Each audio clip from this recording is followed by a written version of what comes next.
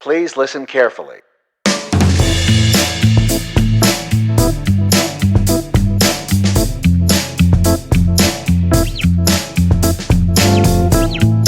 Hi, I'm Paul Frields. And I'm Dave Guzman. And welcome to Practical Bass, where we will talk to you about how to elevate your gigs and gear and take your musicianship and your performances, your mastery of your craft to the next level by covering a topic of practical interest every single week. What do we have on tap this week, Dave? Paul, today we're going to talk about insurance options for your musical gear. Insurance. This is a hot topic. Nothing gets people into the groove like insurance. This is edge your seat stuff. Wait, before you turn that dial, listeners, I feel like we need to provide some inducement. Like if you stay to the end, there's a giveaway, but that would be a lie. There is no giveaway. There's no insurance discounts at the end. The cake is a lie.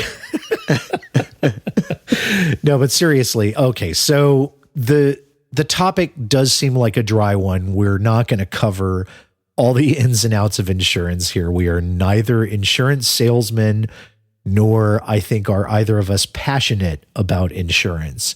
But I think the key is that insurance is something that you need, but it's not something a lot of people think about until after you needed it and don't have it. And that's kind of the key, right? That's a dangerous spot to be in as a practicing musician. Exactly. Yeah. Right. And a lot of people think, I think naively, and I myself thought this for many years, that I've got homeowners insurance, right? So my basses at home are covered, my musical equipment at home is covered. And if there's a problem and, something happens to those instruments or my equipment, no problem. Like my homeowner's insurance will cover it. Or, some people rent places, right? And probably have the same thought that if they have thought ahead and got renter's insurance to cover damages in case of, an emergency or an accident or whatever, they think that covers all of their stuff. And the practical reality is that most insurance for your home or your apartment rental does not cover other specialty items. It's true. Yep. Right. You have to call your agent about that to know for sure. And, I think we'll probably say that a lot in this podcast if we're not careful. There are so many policy companies, right? There are so many insurers out there and so many different companies that you can get insurance from that we can't possibly know what every single policy does or doesn't cover. Like I said, we're not experts, right? Exactly. Yeah. So if you have a question about this, the absolute best thing you can do is pick up your phone and call your agent and pose the question to them. And sometimes you need to get pretty specific, right? And say, hey, if the following thing were to happen, like let's say my home burnt down or there was a huge flood and it destroyed all my recording equipment and my PA equipment, would you guys cover that? Right. And they may want to know details about like how much stuff you have, what the cost is. And that may be a big determining factor, but a lot of these policies just simply don't cover valuables like that. They'll cover your furniture, your clothing, things that are necessities for living, but they don't cover what are considered valuables or luxury items or hobby equipment. It's true. Yeah. Yeah. Actually, I guess just to preface this, in preparation for this, I did happen to call my, it's a large insurance company. Which shall remain nameless. Yes. This is not a commercial. Unless if they want to pay us, then we'll name their name. We should call your agent back and ask that. Just see if they want to throw us some dough on the side. I'm open. And, the agent's comment I had a number of questions that I had asked her, but basically it was exactly what you said, and it amazed me that it came down to it. Now, for my plan, which is a generic homeowner's plan, it was a little loosey-goosey. Like they would cover, up to a certain dollar amount. I think it was up to like whatever, 20,000 or so in my house if it's stolen, and then there's like all this fine print around it. But where it got really tricky is when I explained what I do with these instruments, which is I play them outside of my house. Right. And now I'm technically, because I'm getting paid, I'm a business. Right. So all of a sudden, that coverage bottoms from like $20,000 to $250 of coverage with a $500 deductible, which technically means now I owe them $250. Right. And I don't get any money. Right. You're going to be out of pocket. And, I have to pay them. And that's not even like, I mean, that's like maybe one moderately priced instrument worth of coverage. Right. Maybe. Right. Right. It's like my cables. Yeah. Yeah. I mean, like the moment you leave your house, those things really don't pertain to your policy at all as far as the insurer is concerned. And right. The same thing goes for car insurance, right? A lot of people think, oh, I put my instruments, my amps in the car, I go out to a gig, somebody rear ends me, right? And it destroys my amp, which was sitting in my trunk, or, snaps the neck of my favorite bass, right? Yeah. Or any one of those horror stories. And the fact is, again, that's not covered on a lot of auto insurance policies. Again, you have to call to be sure, but generally not going to be covered. Yep. So that's, again, another disaster waiting to happen. Accidents, theft, right? Anything that happens like that, you are looking at a big financial loss. Even if you've got a pretty modest rig. I mean, I tend to think, right now I feel good about the equipment that I have. I mean, I think it's definitely at the pro level, but I would not say that I am I'm a person who, splurges when I buy. I mean, I think I buy at the right level for me. Yeah. But, even with a modest rig like that, let's say I'm going to a gig where I'm not bringing sound. Right. And I just put a couple of basses and, my amp in the car and, my cables and things like that. I mean, that is, well over $3,500 right for that amount of equipment. If it was all, if it all became a loss. Right. If you have to replace every piece of it. Right. Absolutely. Yeah. And I probably have some pieces in there that are, in my equipment bag or whatever. They're a little hard to find nowadays. Not much of it, but a little bit of stuff like that. But for the most part, that kind of money is not easy to just scrape together on zero notice, right? Not to mention which obviously the gig's ruined. I mean, there's nothing you can do about that, but it's like, how do you recover from that? Like, and then add to that the idea of taking a sound rig for a gig. Right. And frequently I'm doing that nowadays, right? Where I'm carrying my equipment, but I'm also carrying the sound, the PA, et cetera, for the rest of the band.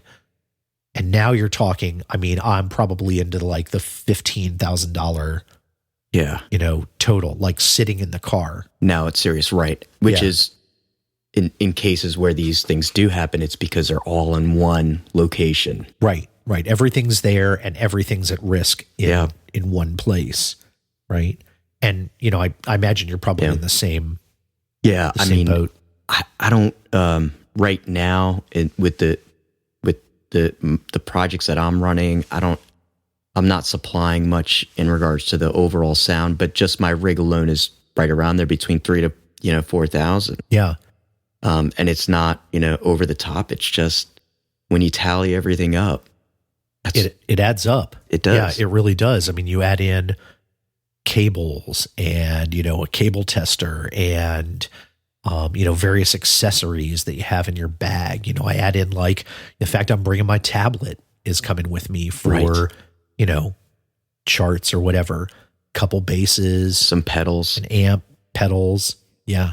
Yeah. I mean, you put all that stuff together and suddenly it's like, wow, I didn't realize I was carrying around a small fortune every time I'm doing this. Right. So that's, if the listener is not convinced that this is a serious topic, I mean, I would invite you to add up what it would cost you to go to the store and buy everything that you needed to be back where you are with your rig.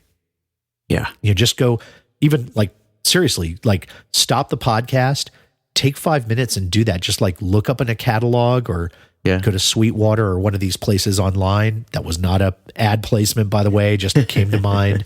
Go add up what it would take to rebuy everything you need. Yeah. And, come back and listen again. Cause I think it'll be sobering for a lot of people. Yeah. So have you ever had a loss on the road of any kind, Dave? Has that ever bitten you? I am very grateful and lucky that it hasn't happened to me directly, but I've had a lot of near experiences, and I've had friends who are bassists or other musicians in general, but even bassists who have had equipment stolen. I've got a friend who is playing a show at a bar, a venue. I think it was a set break, and he came back and the bass was gone. Just like that. Like what was it? Was it like a fairly valuable instrument? Yeah, it was. I don't remember specifically, but I know that it was an older Fender, a jazz, like a classic. Like it was like a real classic, and it was not pretty. something you can just nip off. And Right. I mean, you can buy another bass, but you can't buy another 1964 bass. Yeah. It's so painful, when we hear about that happening to fellow musicians. I mean, it kicks you right in the gut. And it's not because the thing is worth money. It's because you love it, right? An instrument like that has a lot of years on it, has a lot of love that's gone into it. Yeah. I mean, that's like the worst. I don't tend to bring any like really valuable classic instruments out, but I have an attachment to all the basses that I have because I do play almost all of them regularly. Right. In some way, shape, or form, because they're right for the gig. And losing any one of them would be, I mean, it would just really, it wouldn't destroy me, but I mean, it would really make me upset and disappointed and sad. Absolutely. Yeah. Just aside from the financial aspect. So have you actually had any equipment taken, stolen, or damaged? No. Well, lucky to not have anything stolen, but like you, I've got friends who have lost everything. I have a friend who's a guitar player. He plays for some amazing bands. And if you haven't checked these out, I will plug them right now. These United States or Vanderveer. He's worked with them. He's worked with numerous other folks as a producer and a guitar player and an engineer. Fabulous guy by the name of Tom Nato. And I know that he was on tour one time, and they were in the Midwest somewhere, and someone broke in the van and stole almost everything they owned, like literally down to his pedal steel guitar, just gone. And, it just killed me, the heartbreak that I would have felt, opening up the van or going out and seeing those open doors and everything gone, and just like your heart falling out of the bottom of your stomach would just be terrible. Now, I have had losses that are more like accidents or semi-accidents. And I guess by semi-accidents, I mean audience members who were just, enjoyed themselves way too much at the bar and, lost control and or balance and have inadvertently wrecked things in certain situations. A friend of mine, he had a wonderful, beautiful guitar that his wife bought him for his birthday. He took it out to a gig, very first time he brought it out to a gig, and somebody was nearby, and just because they had, again, they had a little too much, weren't responsible, and they kind of knocked a mic stand over on the stage, and it took a chip out of the neck of his brand new guitar, Yeah. So, personally, I'm lucky nothing horrible has ever happened, like devastatingly bad in terms of loss, but it's always in the back of my mind that it could happen, right? I've got a tour coming up in summer where I'm going to be gone for, probably 5 or 6 days and, 7 dates. And during that time, I don't know people and the places that we're going to be around. Right. So, who knows what could happen there? Yeah. It's also, it's funny because when just thought of it. I was, when you're telling me about, people hitting mic stands, Yeah. it's like, it's very common. I mean, especially if you've got there's no stage necessarily, like that has a rise to it. And so when you're playing on the same floors, especially if people are dancing, if you're, it happens a lot of times. And we'll do this as musicians where we start to inch back or inch away from where the people are, right? Right. Just to keep things a little bit tighter, give them some more room, because the old, knock the microphone into your teeth. That's a fun one. Yeah. And I mean, people can tell by listening to this, right, that like we definitely are addressing like all sizes of gigs here, right? There are gigs where you're on a big stage or an elevated stage, and these things aren't a risk. But we know that a lot of you guys out there in the listening audience, like us, have probably also done shows where there's not a big barrier between you and the people, right? Like a lot of working gigs are like that. You don't have this sort of safe zone, right, all the time. And it just, things happen, and I'm sure we all have like these like kind of funny stories that are really close calls. But the one that I'm thinking of, it just came to mind, is where you've got, we were playing a show that was, it was a hot show. It was at an Alzheimer's center. It's the gig everybody wants. Right. And, more of one of those corporate gigs. And it was an interesting one, but there was one guy who was in a wheelchair, elderly gentleman. There was something about me that he didn't like, and he had kind of a fiery personality. And this is no lie. He comes out of nowhere. It's a very tame crowd. He comes out of nowhere charging with his wheelchair at me, screaming profanities. Really? Now, was he like, this isn't like a guy who was just hanging out at a like, he wasn't part of the fundraising crowd. Like this was a patient at the center, or the event was for the residents there at this Alzheimer's center. Yeah. And so he's just gunning for me. Yeah. Cursing left and right. And right at the last minute, kicks his legs out and kind of uses it to kick my microphone stand over. Like it was intentional. Yeah. It was a sabotage. Yeah. It missed everything. Like the microphone basically slammed on the floor, and we called it rock and roll, but it, it's just like one of those odd situations where like, you never know. Like you never know what's going to happen. Exactly. Right. I mean, it's a hazard of the job that, things are going to happen unexpectedly. So, so how do you deal with that? Like one way to deal with it is via insurance, right? Insurance is the thing that you get to protect yourself against the occurrence that you can't really plan for, or that you don't want to deal with the fallout, right? That happens afterward. Like, again, that theft of everything from the van on a tour, or, a flood of a venue where you're keeping your equipment, right? Over a period of time, things like that. And, you're probably not going to find coverage for those types of loss or those types of events at some insurers. Like you may not be able to call up Allstate or Geico or State Farm or somebody like that to get this kind of insurance. Now, I don't know for sure. I'm not calling out any of those insurance companies to say they don't have this. Again, I think our audience members, first thing I would do is call whoever your insurer is and just, find out what they offer, because you never know. Right. Right. But there are a couple firms that we do know that specialize in handling insurance needs for working musicians, right? And one of the ones I think people know by name, and they're pretty famous for handling these types of policies, is Music Pro, right? At musicproinsurance.com. We'll have the link in the show notes. Yep. I believe that they are they're connected to ASCAP. Right.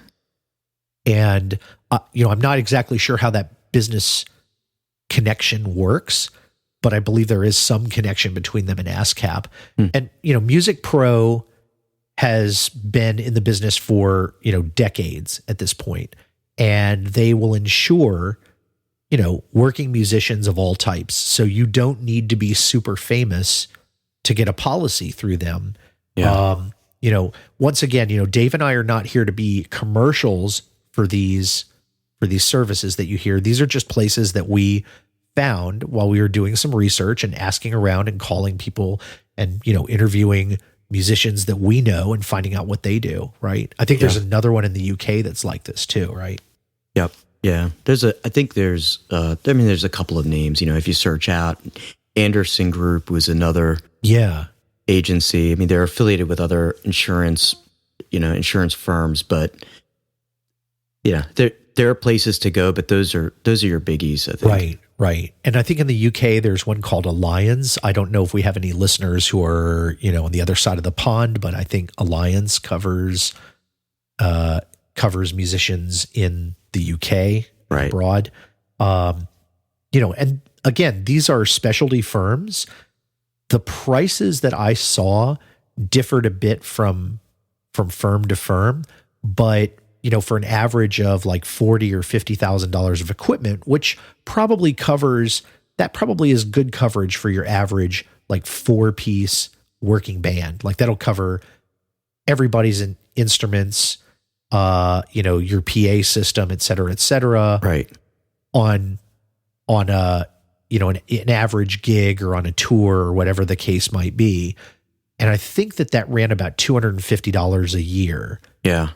Now, $250 is, it's not a drop in the bucket, but I think if you look at the cost of that over, let's say you do a gig every weekend. Yeah. So over, 50, let's say leaving out holidays, over 50 weekends, you're paying $5 a gig to make sure that if something terrible happens, you have someone on the other end of a phone that you pick up and you can call them. Right. And that they are ready to hear from you and like they will replace what you lost, within days, right? Or week. Yeah. When I looked at those numbers, it definitely surprised me at how low that cost was for the amount of, peace of mind that it offers. Yeah. And I think that wasn't even that's not a starting rate either. Like, I think if you have less to cover, you can get smaller amounts of coverage for less money too. Like that was like an average policy that they, a bunch of these firms had, real numbers that they posted and said, here's on average what it'll cost you. And, if you only had like 20 grand of equipment to cover, your cost is going to be less, right? It will be quite a bit less per year. So, yeah. There were prices that, from what I saw, that were even in some cases under $100 a year. If it's just you, if it's just you as a bassist or as a musician that you've got, your rig and you just want to make sure your rig is covered. So it's definitely, it's something that would be worth your time to explore. Yeah, absolutely. And, another point about this is that there are also specialty firms that cover instruments, right? If you have a boutique instrument or I don't know what you would call it, a luxury instrument or something that you've really dropped a lot of coin on. Like, let's say that you've got a $10,000 acoustic guitar that can't be replaced, right? There are firms that will allow you to insure a very specific instrument. Once again, you have to be careful about that because the policies will depend on whether you're going to use that instrument just around your house or whether you're taking it out of the house, right? Your insurance needs may be different. So you do have to be upfront with folks, these agents, when you talk to them about what you're doing. Like, you don't want to go into it thinking that you'll get a policy for cheap and then that they'll naturally extend it to cover any situation. You have to be really honest and upfront and clear with them about what you're looking for, like what you do with that instrument. Yeah, you definitely don't want to get into the hiding of the marble kind of situation. Be upfront. And I think another important piece, if you are going to explore it, is just sit down for 5 or 10 minutes and just think about like where your equipment goes. Think about what you do with your equipment, where it sits, different situations. And that's what they're there for. Like, just hammer questions and different scenarios. Be upfront as to like whether you make money with it or what you do with the equipment, so that you can get a real honest answer. So that Right. if you are going to pay for it, you want to know that at least you're going to be covered in the case that something happens. Right. Absolutely. And those cases might be different too, right? Because there are certain coverage you can get for breakage, right? Where if accidentally something gets broken, some of these policies will cover that. Like if your base gets knocked over and the neck snaps, like the headstock snaps off of it. Yeah. There are policies that will cover that. Like no questions asked. You know, they'll get you a new neck or a new base or whatever is required to make you whole. Yeah. There are policies that will protect you for cases where theft happens, right? Somebody breaks into that locked car. I did find an interesting point, which was some of those policies, even the good ones, right? The good policies from these dedicated firms for working musicians. Yeah. You do have to make sure that you're doing your part as well. Like if you leave your car unlocked and somebody goes in and takes everything, some of these policies won't cover you. Wow. But I would also say, you know, that would be definitely a case of negligence, right? If you're not being careful on your own, nobody can protect you from that. I mean, I think we've all left our equipment in the car overnight at least once, if not a number of times. And it's not a good habit. It's not good for the equipment, first of all, but it's also dangerous. But if you are going to do it, just like lock the door. Yeah, make sure just you hit that one button, the beep beep or whatever that noise is. No insurer can protect us against our own stupidity, I think. So yeah, I always, make sure the house is locked when I leave, make sure the car is locked when, when I'm leaving it outside. Right. There are other things you could do for security and safety too. I think, we may go into that in another podcast at one point, like some ways that you can be more secure and safer, whether you're at a gig or on tour or, even maybe in your own house. So that's right. It'd be great to go into. Yeah. All right. So I hope you got something out of this. I think the bottom line is, if you're not sure what your coverage is, first thing you should do on Monday morning is pick up the phone and call your agent and just ask to chat with them for a half hour. That's what they're there for. They get paid for that. So walk through it with them and find out what your coverage is like. And if you don't get an answer that you're happy with, do a little bit of research. Your agent may be able to make suggestions, but you can also head out on the internet and I think you can find a lot of recommendations there. We had a couple in this podcast, and we'll leave them in the show notes for you. And I think that's probably a good place to leave it. Sounds good. All right. So we are Practical Base. And again, you can find us at our website at practicalbase.com. Let us know what you found out about your insurer. We would love to hear what the results were and what kind of experience you had dealing with a loss in your past. We'd also like to hear feedback about the show or any ideas that you have that we could use to make it better for you, the bass players out there. We can be found on the web at practicalbase.com, of course. You can pick up this podcast every week. All our episodes are archived there for you to catch up on if you like. Of course, you can find the podcast on iTunes and Google Play and everywhere else that you need to match your podcatching app. You can find us on social media as well at Facebook, Twitter, Google+, and Instagram. We wish you all the best in your playing, and until next time, I'm Paul Frields. I'm Dave Guzman. And this has been Practical Bass. Thanks for listening.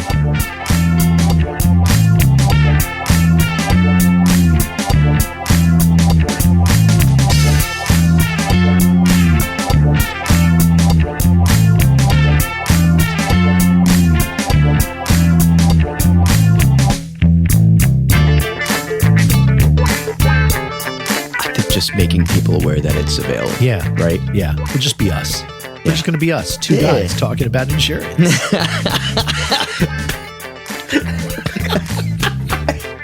Because that's what we do. Hey, that's what guys do, right? That's right. We're going to the bar tonight. Yeah. We're going to talk about policies, riders, exclusions.